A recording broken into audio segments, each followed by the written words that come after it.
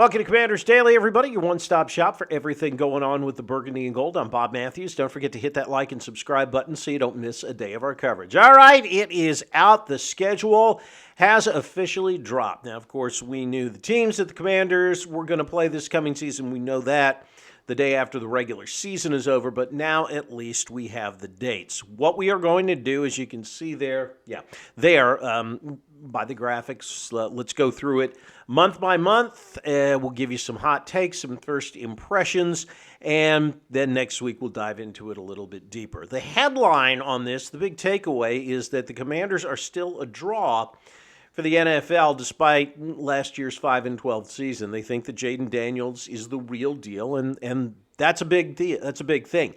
The way we know this is because of the games that the Commanders are playing. So, of the 17 regular season games, 9 of them tentatively right now are either in the 425 window, one of the international games, so the 9:30 window, or Monday, Sunday, or Thursday night. So the Commanders have a lot of games where they are the only team that's on. And I think that's pretty big. I mean, a couple of years ago, they would be the bare minimum when it comes to that, and just about everything was at 1 o'clock. You're going to see very, very few 1 o'clock games in the schedule. So let's go ahead and let's start with September. Commanders open up the season week 1 against the Eagles. That one's on Fox. It's a 425 game. Again, I am completely expecting that to be Kevin Burkhardt and Tom Brady, Fox's number 1 team.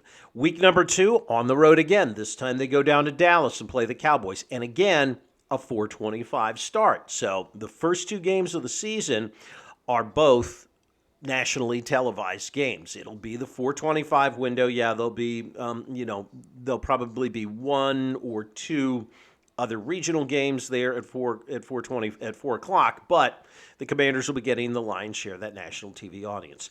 They don't come home until the 3rd week of the season. So week 3, they play Seattle at Northwest Stadium. That's a 1 o'clock kick. Now, technically, they've got 3 home games in a row, but the next week, while it's a home game, they are on the road. So that's the way they start September.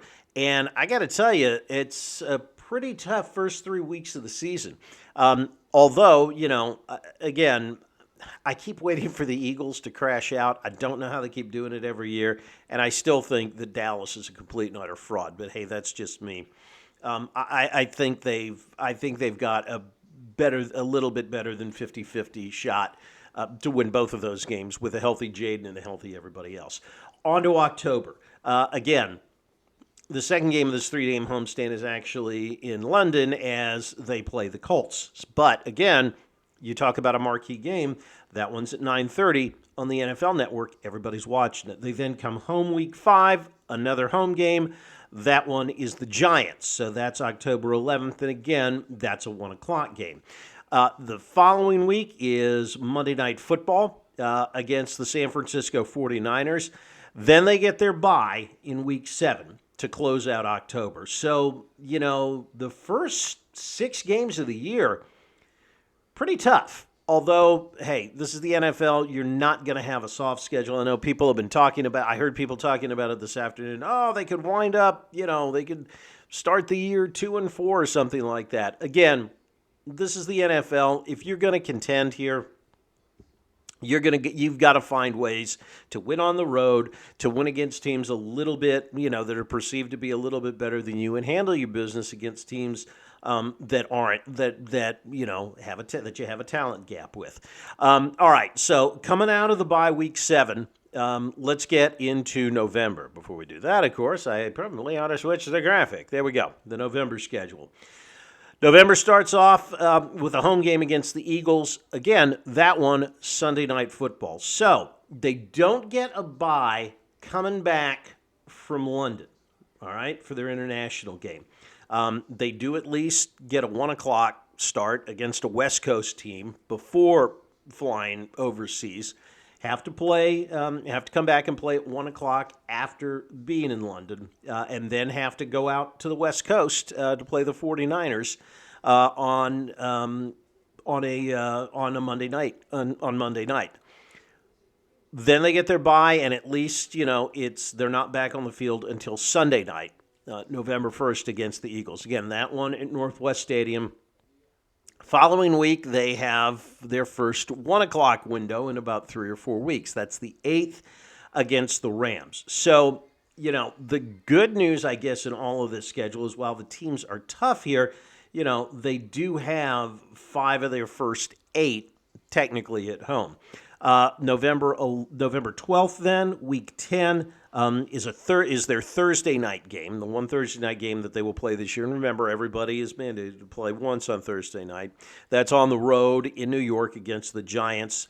Then they get a little bit of a mini bye here, and they get the Cincinnati Bengals at home week 11 on Monday Night Football. So, short week there with the Rams, but at least they get an extra day on the back end of that mini bye, and they get to play at home against the Bengals.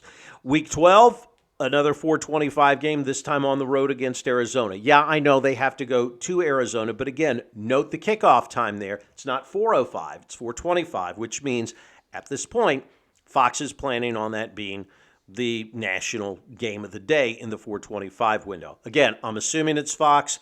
I guess technically, maybe CBS gets that game. But regardless, it's 4:25, which means the biggest TV audience is going to get that. All right, so let's go now to December and January, because you got a couple of TBAs on here. But as we move into December, first week of December, December 6th, that's week 13, on the road at Tennessee against the Titans. That's a 1 o'clock game.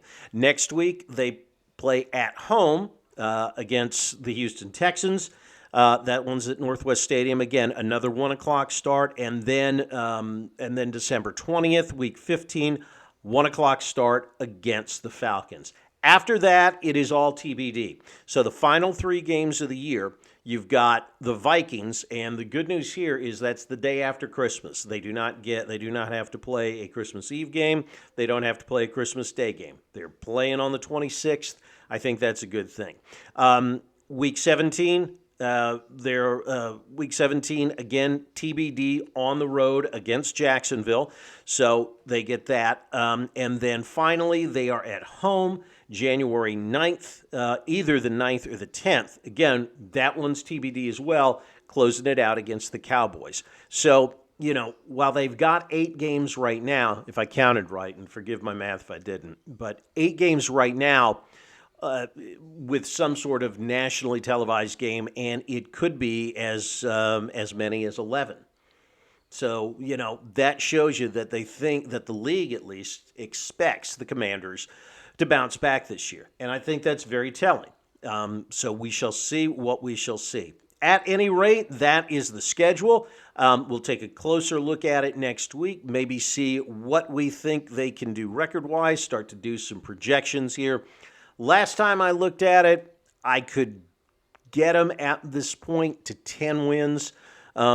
I couldn't go any higher than that without being just hugely, wildly optimistic. But what do you think? Let me know what you think about that schedule there. Drop it in the comments, and we can talk about it on Monday. Have a great weekend. Don't forget, like and subscribe. And as always, like the wise man once said, if you're on your bike tonight, as always, do wear white.